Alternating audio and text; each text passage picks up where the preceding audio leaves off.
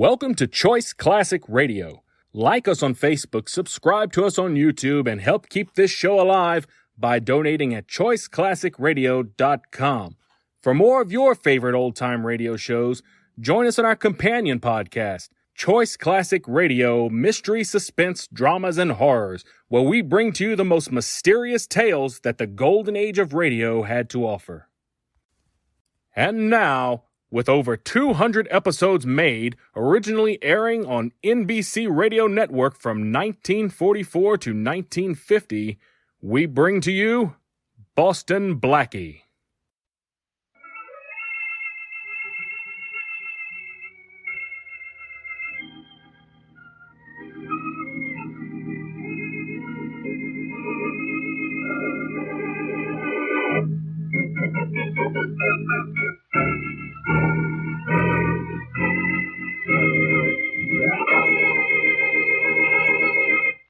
Well, Arthur, there's nothing seriously wrong with you. Nothing wrong that a little rest won't cure. Oh, that's a relief. Thanks, Doctor. Must feel pretty good to be home again. Pretty good's hardly strong enough. Say, Dr. Martin, is there any chance of another attack of amnesia creeping up on me when I'm not looking? I doubt it. You have no idea where you've been for the last 3 weeks? No, I haven't. All I know is I woke up this morning in a strange office with a lump on my head and a desire to get back home as quickly as I could. Yeah, I've got to go now, but I wish you'd realize there's no point worrying about the past 3 weeks. They're a blank. Let them stay that way. Bye, Arthur. Please remember what I said about relaxing. I'll try, Dr. Martin. Goodbye. Got to find out.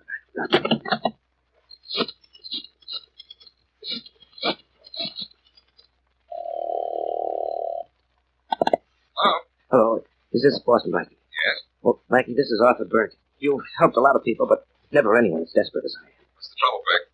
You've seen the papers this morning with a story of the murder of George Digby. Yes, of course. My friend Faraday's probably up to his ears in errors trying to find the murderer right now. Well, I'd like to come over and talk to you, Blackie. You see, I think I'm the one Faraday's looking for.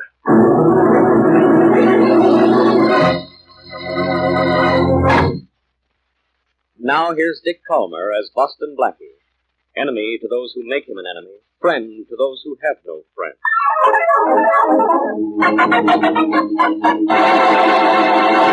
You know as much about it as I do, Mary. I've told you all Arthur Burke told me on the phone. Oh, Blackie, why do you always get involved in things that lead to trouble? Oh, there are lots of reasons, Mary. But the best one of all is because I want to. I guess you'll never change, will you? That should make you happy. It means I still feel the same way about you. You know, one of these days I'm going to find out what way that is. Oh. That's probably Arthur Burke. Just a minute.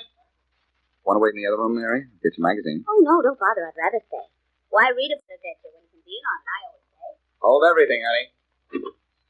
Well, then. Well, I'm Arthur Burke, Blackie. I phoned you a while ago. I'm expecting you. Come in, Burke. Thank you. This is Mary Wesley, Burke. How do you do, Miss Wesley? You do? Sit over there and let's have this story of yours. Oh, Blackie, you've heard of George Digby. I guess everybody has. He headed a reform group that was really getting some action in this town. Yes. Well, he was murdered in his office sometime last night. So the papers say. Well, could he have been shot with a .38 automatic? He not only could have been, he was. Could he have been shot with this .38 automatic? Where'd you get that gun, Burke? I picked it up at George Digby's office. It was lying near his body. What were you doing in Digby's office? I haven't the slightest idea. I don't like to interrupt, but how can that be? Oh, I can't account for anything I've done for 3 weeks. I've had amnesia. What brought you out of it? Well, I guess the bump on my head somebody left with me is a souvenir. All I know is when I woke up, I had it, and I was in Digby's office. I see. But listen, Burke, why come to me? Why don't you go to the police? How can I? I just want to make sure I did kill Digby, or preferably that I did it before I turned myself in. That's understandable. And you want me to find out exactly what happened? Yes, I do. I'll get it, Blackie. Sure, if you like, Mary. Hello? Hello, I'd like to speak to Boston Blackie, please. Oh, just a minute. Blackie, it's for you. Excuse me, will you, Burke? I'll take phone, Mary. Here you are. Hello? Boston Blackie, Yes? how would you like to know who killed George Digby? Well, how would you like to tell me? In my own way. Here in my apartment at the Ocean Hotel. What's your name, honey child? Janet Carey. And I'll name Digby's murderer for you when you get Okay, only it's only fair to tell you that in mystery stories, when a witness asks somebody to come to her apartment so she can name the killer, she invariably turns up dead. But I'm not worried. Well, how about just a hint, just in case this mystery runs true to form? You want a hint? All right. How about if I told you that I killed Digby?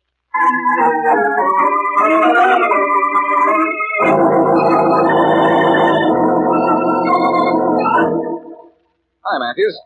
Like the Faraday in? To you, Blackie, I ain't sure.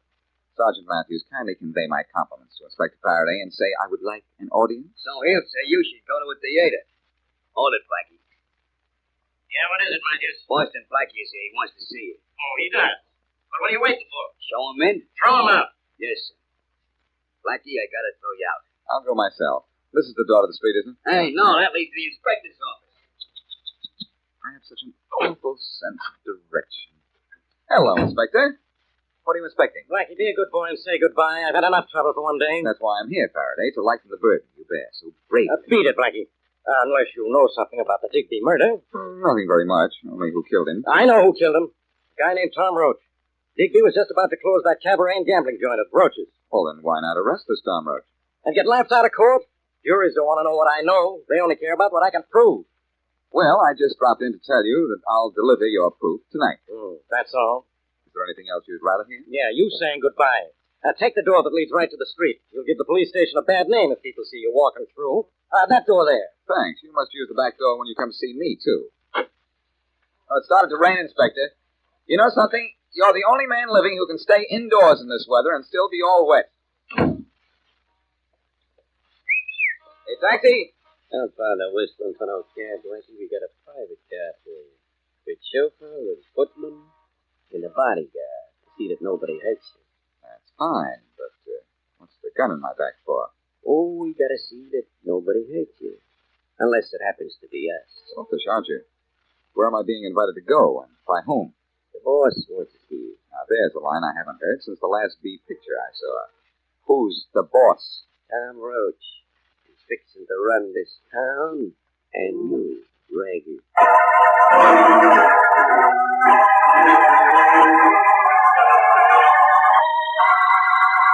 Well, Roach, I'm here, you're here, and Cutie Pie is here. Where do we go now? Nowhere. He's funny, isn't he, Raggy? Very funny.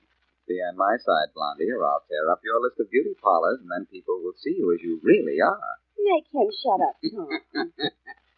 Blackie, I hear Faraday's trying to pin the Digby murder on me. He's pretty sure you did it. You know something, Blackie? I'm just as sure I did. That was pretty good, eh, babe? You do everything wonderfully, Tommy boy. If Tommy Boy doesn't mind, would Tommy Boy please tell me why I'm here? Sure. I'm going to give you $10,000 to see that I don't get tagged with a bum rap. You don't want me, Roach. You want a lawyer. Lawyers are for after you're arrested. You find out who did kill Digby, Blackie, and I won't be arrested. You get $10,000 if you take the heat off. That may not be so tough. Let's have that phone a minute, will you? Here you are, Blackie. Well, I'm winning you over, huh? Charm, that's all it is. Just plain charm. Anybody know the number of the Ocean Hotel? Cloverdale 11561. There must be a beauty shop there, if you know it. Thanks, anyhow. When do you go to work, Blackie? I'll tell you better when I get my party. Hello? Miss Janet Carey, please. Hello, this is Boston Blackie. About that matter we spoke of this morning, could I come to see you now? How long will it take you to get dressed? An hour? That's fine. I'll be there. What's your room number? Okay, I'll come right up. Goodbye. You have just seen a picture of a man earning $10,000. See you tonight, Roach. Sure, Blackie, sure. See you too, Peggy. Only, just to be certain I'll recognize you, what color will your hair be then? Blackie. Uh-huh. I've got a little secret for you. Hmm? Listen close. Uh-huh. I don't like you.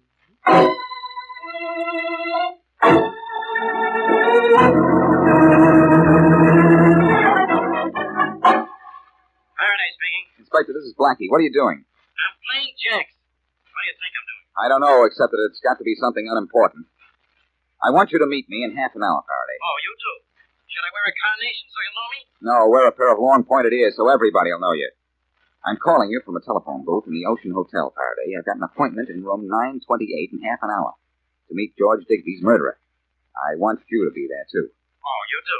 Well, suppose I don't show up. Suit yourself, Inspector. But if you don't show up, you'll miss the showdown.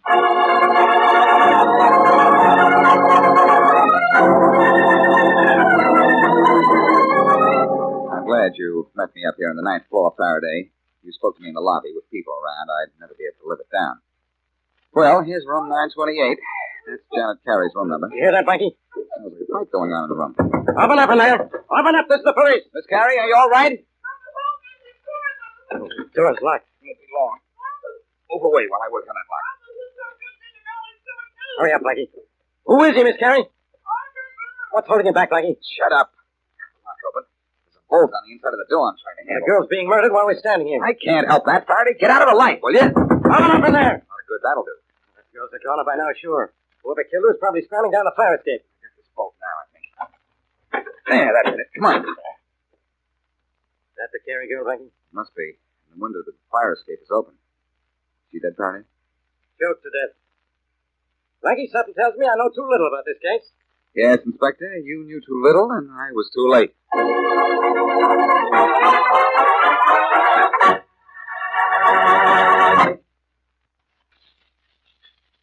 Now, back to Boston Blackie.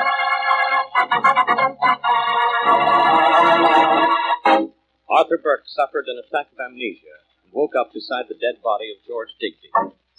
Believing he may have killed Digby, he comes to Boston Blackie for help and is there when a call comes in from Janet Carey offering to name Digby's murderer.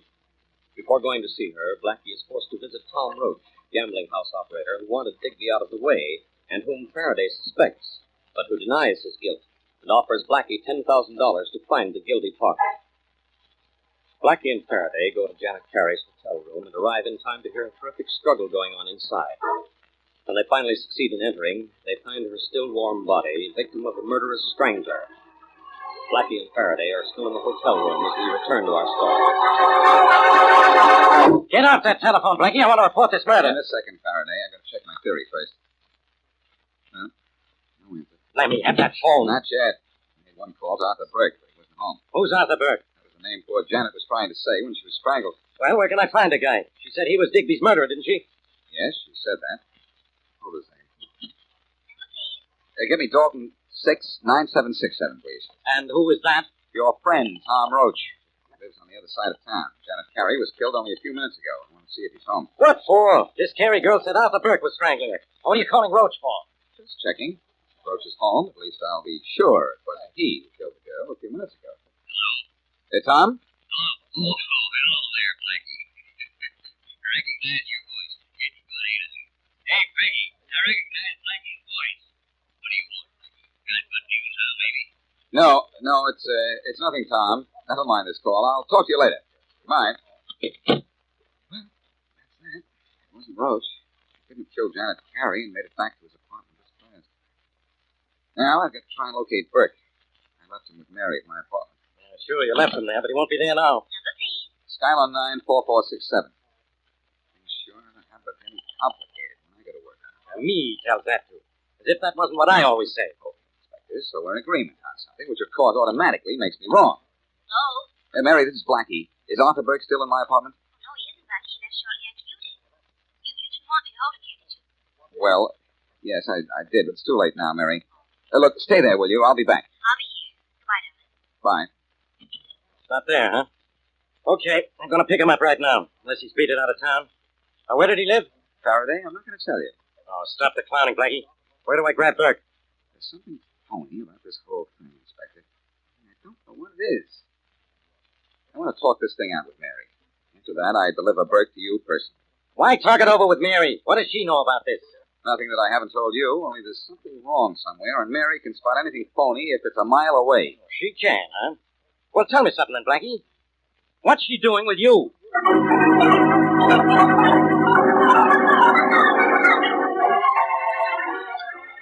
More coffee, Blackie? No, thanks, Mary. What I really want is more information. Don't mind if I had a second cup of you. Somebody has to indicate the coffee I make's good, even if it's only me. Mary, I don't think Burke is guilty. Darling, from what you told me, he's got to be the one who killed Dixie. Maybe. But where does the murdered girl come in? Where does she fit? Well, what's her name, Blackie? Janet Carey. Janet Carey. Janet Carey.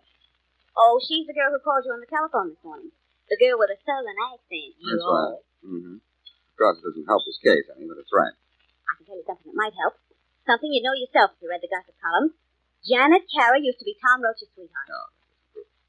Gee, Mary, you sure? Sure, I'm sure. Wait a minute, then. When she said she'd killed Digby, it was to throw off anybody who might have been listening. Go ahead, Blackie. Keep going. She was Roach's girl. She knew he murdered Digby. She was sore at him for throwing her over. So she decided to tell me what she knew. Mm-hmm. Roach figured that out when I called her from his apartment, went over to her place and killed her. Yeah, yes, but while she was being murdered and you were outside the door, she kept screaming it was Arthur Burke. Hey, how does the scream sound with a southern accent anyhow? Mary, you're a genius. You're wonderful. I love you dearly, madly, unreasonably. Well... Only I haven't time for that now. Oh. I've got to make a call, and you're going to locate Burke and bring him to Tom Roach's apartment. Well, darling, I'll try to get Burke there, but don't forget that Roach was in his apartment 2 or 3 minutes after you found Janet's body. Now, he couldn't have killed her and gotten home so quickly. I didn't say he did I?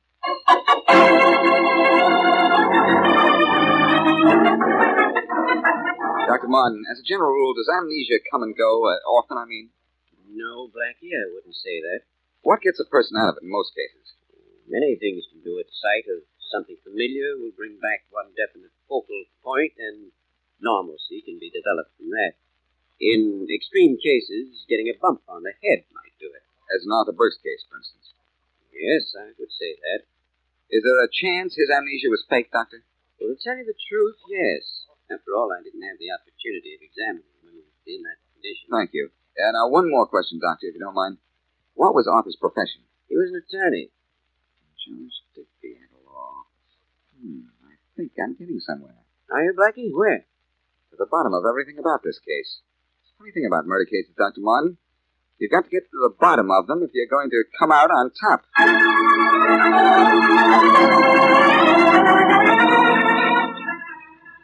You know the way, driver? Yes, sir. If I ever get clear of this downtown traffic. There goes another red light. I'm sorry this cab is occupied. Sure it is. By you and me, Blackie. Well, Charlie, my boy. Tom Roach's little henchman. How are henches these days? Driver. Yeah? This guy's changed his mind about where he was going. He wants to be driven to 550 Lincoln Road. Yeah, that's funny. That's the address he gave me when he got in.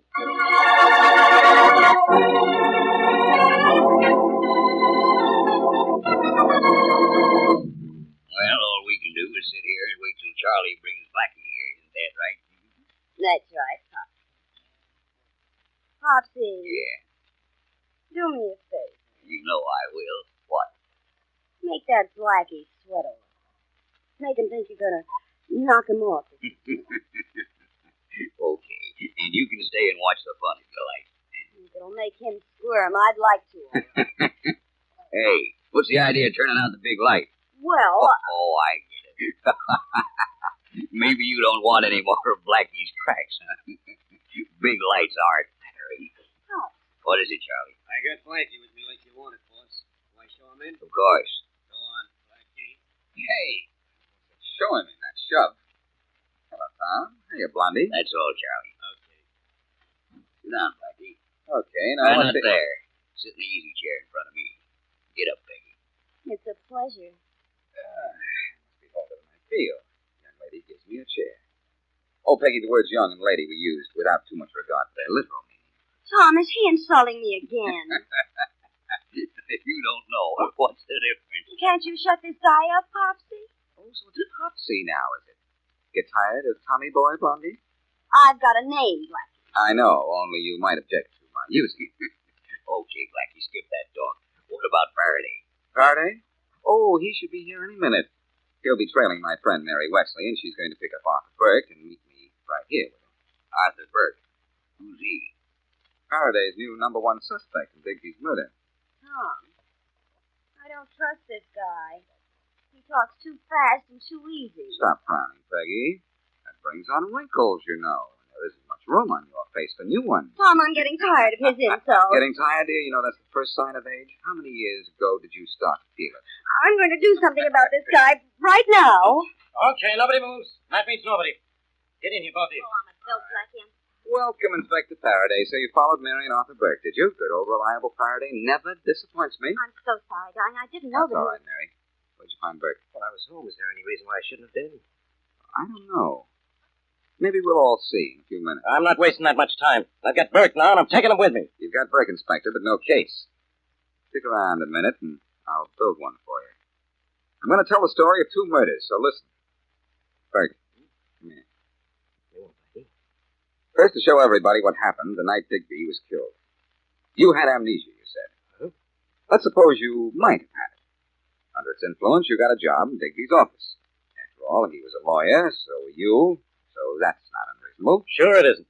He got the job so he could wait his chance and murder him. Is that why, Inspector? Yeah. Well, maybe. All I know is that you worked late at night, the night Digby was murdered, that you walked into his private office just before he was killed, and you got hit on the head. Is that right, Burke?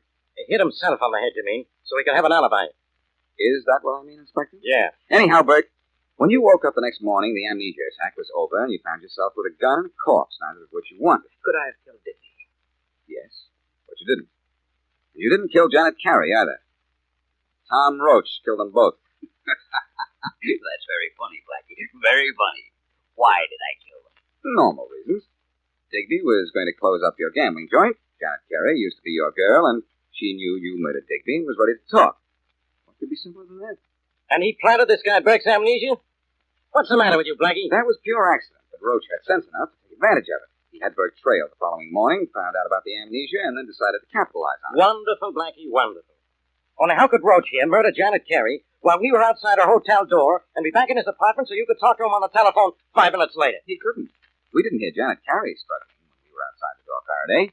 It was this blonde young lady, Peggy. What? And Charlie Roach's stooge doing some phony play acting while Janet lay dead on the floor. Popsy. Roach had killed her an hour before. This isn't funny, Blackie. You can't prove that or anything else. Oh, but I can.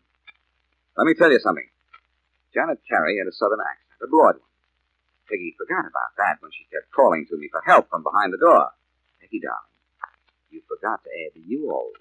That wasn't being very smart. Popsy. You're not being very smart either, Blackie. You forgot your usual laugh, Tom. What's the matter? Here it is now. Ha-ha. Don't let anybody make a move. Showing your hand finally, Roach. And with a gun in it. Come on, Peggy. We're getting out the back door. Tom, Blackie's a lamb. Watch it. Shoot, Come on, Tom. Blackie. Shoot, you fool. You know Blackie's in that chair.